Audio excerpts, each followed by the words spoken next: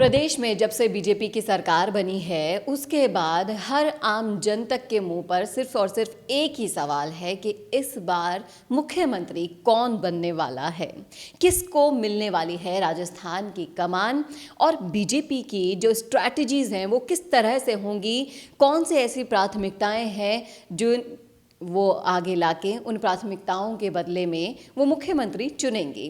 तो इन सब मुद्दों पर चर्चा करने के लिए हमारे साथ मौजूद हैं बीजेपी की महिला नेत्री सरिता मित्तल जी हमारे साथ। मैम, आपका बहुत बहुत स्वागत है। धन्यवाद। मैं आपसे ये जानना चाहूँगी कि जैसे सीएम के पद की जो दौड़ है उस दौड़ में बीजेपी में अगर हम देखें तो कई सारे चेहरे हमें दिखाई दे रहे हैं, जहां पर वसुंधरा राजे भी हैं तो दिया कुमारी भी हैं, सीपी जोशी भी है, तो यहाँ पर आप देख लीजिए किरोड़ी लाल मीणा भी हैं, बाबा बालकनाथ भी हैं। तो इतने सारे फेसेस हैं करीब। तो आप ये बताइए कि कौन सी ऐसी प्राथमिकताएं हैं बीजेपी की तरफ से कि वो मुख्यमंत्री होने वाले मुख्यमंत्री में होनी ही चाहिए। बीजेपी पार्टी एक डिसिप्लिन पार्टी है, अनुशासन में चलने वाली पार्टी है। अभी संसदीय बोर्ड की मीटिंग भी हो रही है। माननीय प्रधानमंत्री श्री मोदी जी और संसदीय बोर्ड जो भी निर्णय लेंगे वही मुख्यमंत्री बनेंगे और वो सब हमको स्वीकार भी होंगे। यहाँ जो मुख्यमंत्री बनेंगे वो राजस्थान को एक अग्रसर विकास की ओर लेके जाएंगे, ना कि किसी परिवार की चाटुकारिता। जो भी मुख्यमंत्री होंगे वो विकास का सोचेंगे और राजस्थान को उज्जवल और उत्तम बनाने की सोचेंगे। ऐसा नहीं कि जैसे कि एक परिवार का लालन पालन करना है, एक परिवार में जो कुपोषित है उसी को और आगे बढ़ाने में काम किया जाए ना, ये सिर्फ राजस्थान के विकास के में ही काम किया जाएगा। जी बिल्कुल मैम, राजस्थान के विकास की तो आपने बात कर ली। अगर हम लॉ एंड ऑर्डर की बात करें तो वो भी यहाँ पर कहीं ना तो पिछले 5 सालों में दिखाई दिया और ना अब दिखाई दे रहा है। गोगा मेडी की हत्या इसका एक ताज़ा उदाहरण है। तो आपको नहीं लगता कि लॉ एंड ऑर्डर के लिए भी बीजेपी को काम करना होगा? बिल्कुल जी, बिल्कुल लॉ एंड ऑर्डर के लिए भी काम करना होगा। गोगा मेडी की जो हत्या हुई है इसकी प्रशासन को पहले से सूचना भी थी, फिर भी प्रशासन ने एक लचर अपना वो दिखाया, लचीलापन दिखाया, कोई एक्शन नहीं लिया। और गोगा मेडी ने डीजीपी से जाकर 1 बार 2 बार नहीं 3 बार जाकर बोला भी था कि मेरी जान को खतरा है, तब भी उनको कोई सुरक्षा नहीं दी गई। अभी सभी के हथियार लाइसेंस जब्त थे, तो कोई पूछे कि पुलिस प्रशासन से जाके पूछे कि हथियार लेस शूटर आए कैसे?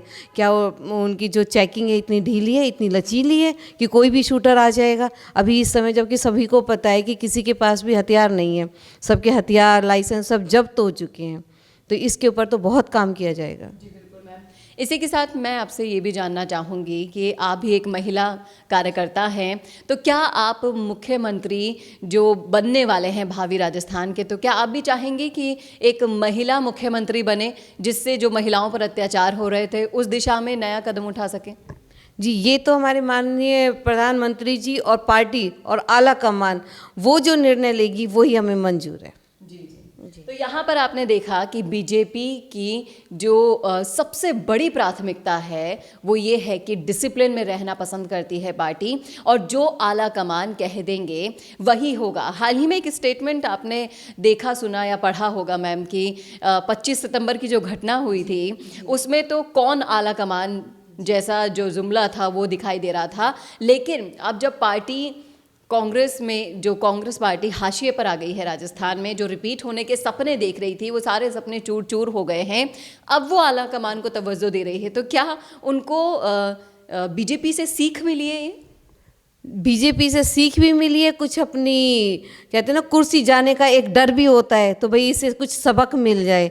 और जो बीजेपी पार्टी है यहाँ ये नहीं कि बाड़ेबंदी हो या विधायकों को किसी होटलों में भरो। यहाँ ऐसे मानेसर जैसी और जैसलमेरी जैसी कोई घटना नहीं है। यहाँ के इतना पैसा ही नहीं कि विधायकों को होटलों में रखा जाए।